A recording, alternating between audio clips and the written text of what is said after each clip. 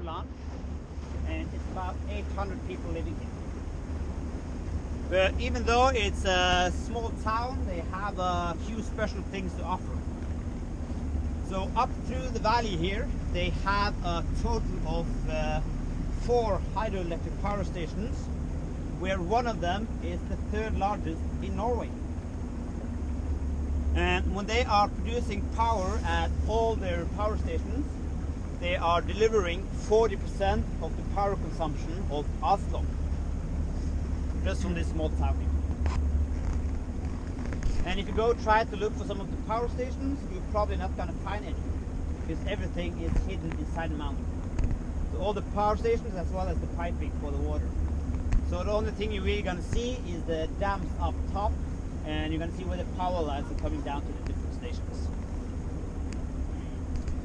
So they have that, and then they also have one of 2 remaining shoe factories in Norway.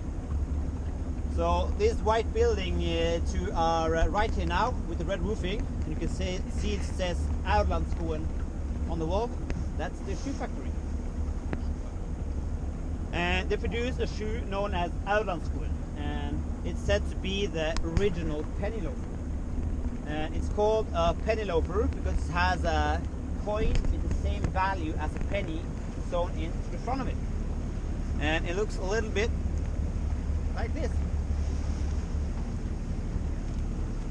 So they make them in different kinds of leather, so you get them in some different kinds of color, but they are still all handmade. You can just pass it around.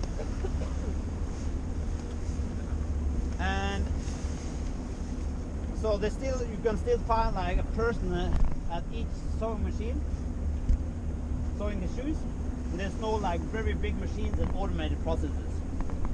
And the family, the grandparents of the family that runs it today, were the last one that did everything by needle and thread, without any help of any machines.